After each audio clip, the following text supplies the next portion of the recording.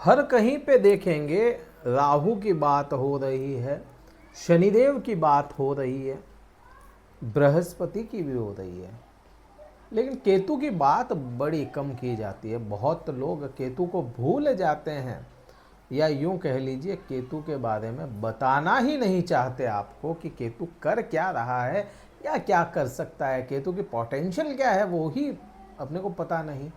और इसी वजह से केतु को छोड़ दिया जाता है। केतु क्योंकि खुद छोड़ने का कारक है और केतु को ही अंडर एस्टिमेट कर दिया गया। नमस्कार मित्रों, मैं भानुप्रकाश शर्मा, एस्ट्रो भानु शर्मा चैनल में आपका हार्दिक अभिनंदन करता हूं। बात केतु की है। केतु क्या प्रभाव लाएगा बृहस्पति की दृष्टि में, क्योंकि केतु अकेले प्रभाव नहीं लाएगा। इस बार केतु बृहस्पति की नज़र में प्रभाव लेकर के आ रहा है। और विशेष क्या हो जाता है मिथुन राशि के लिए, क्योंकि मिथुन राशि के केतु बैठा भी तो सुख भाव में है, जिसकी आज के युग में सबसे ज़्यादा ज़रूरत होती है। हर आदमी ऐश्वर्य के साथ जीना चाहता है, ऐश्वर्य में रहना चाहता है, अपनी लाइफ को लग्जरी जीना चाहता है।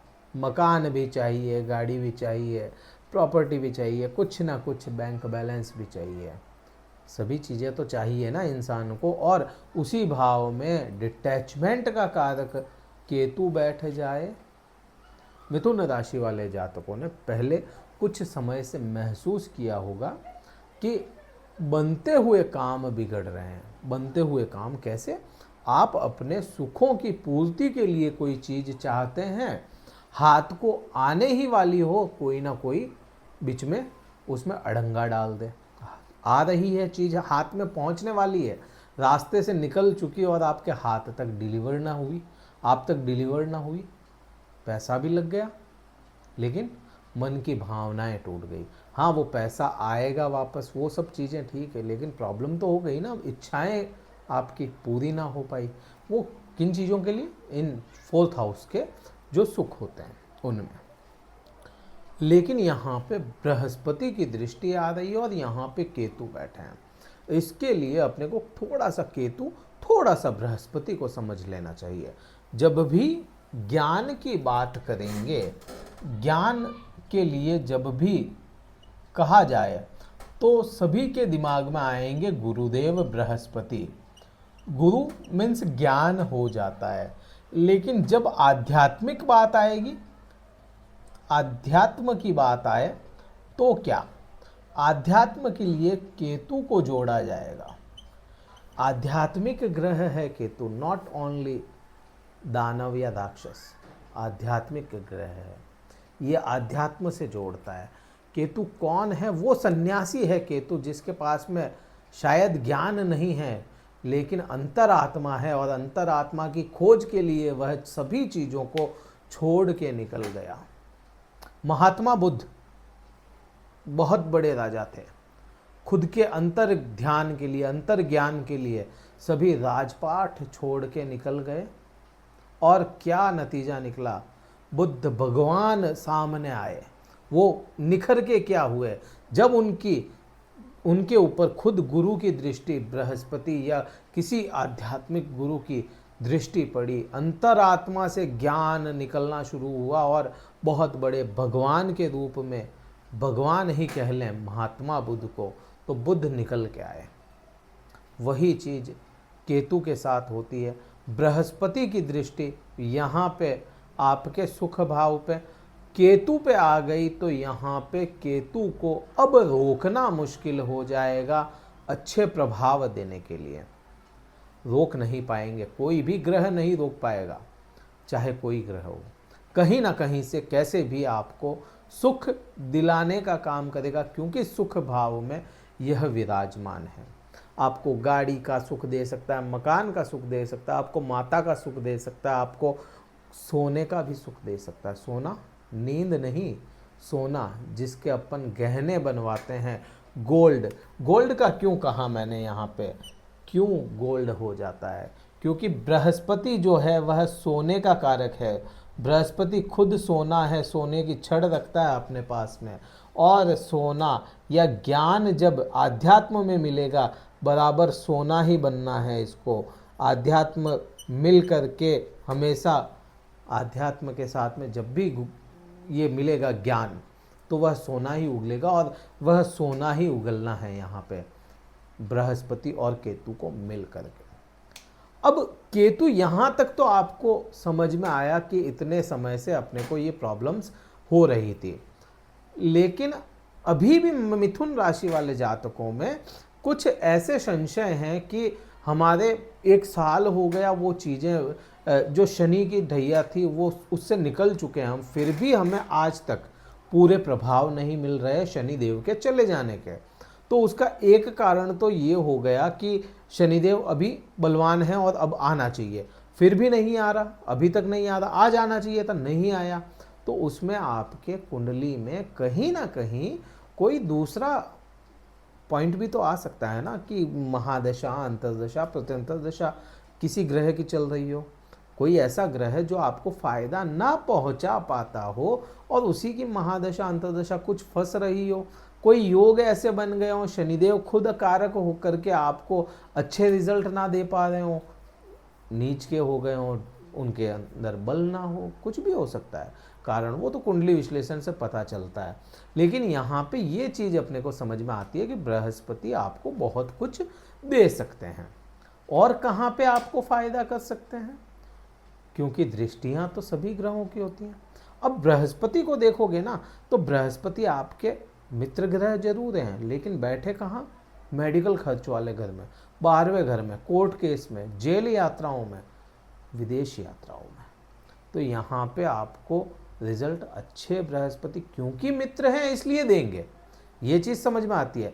किसके हाउस में बैठे हैं, शुक्र के हाउस में। शुक्र क्या होता है, शुक्र भी तो मित्र हो जाता है, शुक्र भी मित्र है, तो इसलिए वह अपने प्रभाव अच्छे बृहस्पति को देने पड़ेंगे, अच्छे, क्योंकि केतु पे दृष्टि आ गई बृहस्पति को, तो इसको भी देने पड़ेंगे, क्योंकि खुद केतु आपके राशि स्वामी बुध की राशि में बैठा, तो भी देने पड़ेंगे। कुल मिलाकर के यहाँ पे आपको रिजल्ट अच्छे निकालने ही पड़ेंगे इनको।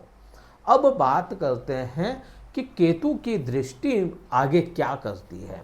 यहाँ पे केतु की दृष्टि या राहु और बृहस्पति की भी दृष्टि देखोगे तो यह दृष्टियां जो होती हैं इनकी 5, 7 और 9 होती है।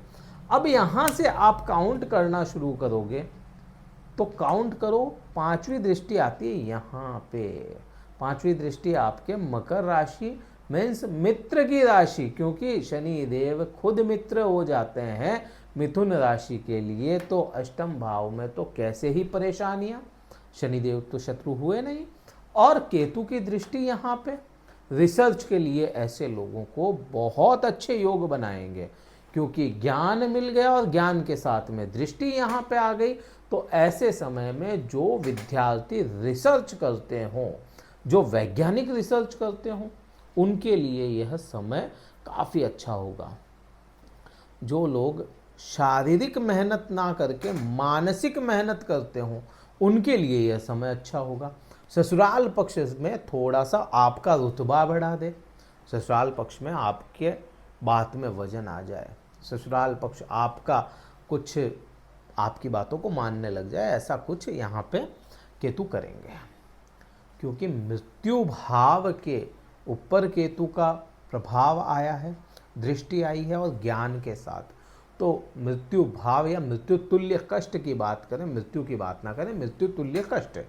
तो यहाँ पे क्योंकि केतु डिटैचमेंट का कारक है, केतु छुड़वाने का कारक है, तो मृत्यु भाव तुल्य, मृत्यु तुल्य कोई कष्ट होते हैं तो उनको छुड़वाने का भी काम केतु करता है आपको, और करेगा ये। और केतु यहाँ पे आपके कोई गुप्त शत्रु ऐसे बन गए हों या पारिवारिक गुप्त शत्रु बन गए हों, जो आपको लगे कि हाँ ये मेरे है तो फैमिली मेंबर, लेकिन साला शत्रुता निकालता है बार बार, तो यहाँ पे केतु उसको बिल्कुल आपसे अलग कर देंगे। चाहे कैसे भी करे, वो काम केतु का है, आपको रिजल्ट मिल जाना चाहिए। अब दृष्टि संबंध 5वें में तो केतु ने यह आपके साथ किया। अब क्योंकि बृहस्पति की भी दृष्टि यहीं पे आ जाती है, आप बृहस्पति की दृष्टि करोगे काउंट तो 7वीं दृष्टि यहाँ पे बनती है, 8वीं यहाँ और 9वीं यहाँ बनती है बृहस्पति की दृष्टि। तो बृहस्पति भी तो यहाँ पे कुछ ना कुछ अच्छा करने की कोशिश करेंगे। बृहस्पति के लिए आप बृहस्पति का वीडियो देखो, आ चुका है, बहुत पहले आ चुका है, उसको देखोगे तो और कुछ यहाँ पे बृहस्पति समझाएगा आपको। अब बात करते हैं सातवीं दृष्टि की। तो सातवीं दृष्टि में कुछ नहीं है। क्यों नहीं है? क्योंकि वहाँ पे खुद राहु बैठे हैं, और जब कर्म क्षेत्र में खुद षड्यंत्रकारी भ्रमित करने वाला ग्रह बैठा है तो वहाँ पे वो अच्छे रिजल्ट लाने की कोशिश करेगा। ये चीज़ बिल्कुल सच्चाई है। अब बात करते हैं नौवीं दृष्टि। नौवीं दृष्टि खुद बृहस्पति पे चली गई। बृहस्पति पे चले जाना या 12वें भाव पे दृष्टि चले जाना, यहाँ आपको सीधा सा यही होता है, घर परिवार या जहाँ आप रहते हैं वहाँ से दूर लेकर के जाए। अब दूर जाना जरूरी नहीं कि खराब ही करें, हमेशा खराब हो तभी तो दूर जाएंगे, ऐसा सोचते हैं लोग। लेकिन नहीं, आप अपने कर्म के लिए बाहर जा सकते हैं। आपका प्रमोशन होकर के आपको बाहर भेज दे, आपको यहाँ से विदेश यात्राएं करवा दे, विदेश में सेटलमेंट करवा दे, आपको बहुत कुछ योग बनते हैं। तो वो योग यहाँ पे बनते हैं। आपके किसी प्रकार के कोर्ट केस हो गए, किसी प्रकार के एलिगेशन हो गए, क्योंकि बृहस्पति वहाँ पे गया है और सात्विक ग्रह है, तो आपके लिए कुछ अच्छा करने की बृहस्पति भी करेगा। क्योंकि डिटैचमेंट का कारक है, तो इस प्रकार के जितने भी थे, आपके मेडिकल खर्च बढ़े हुए थे या आपके किसी प्रकार से पति पत्नी के आपसी संबंध खराब थे, तो जितनी भी खराब चीज़ें थी वो भी पीछे छोड़ने का काम केतु करेगा। क्या उपाय रहेगा केतु के लिए? केतु के लिए सीधा सा उपाय है केतु को समझना।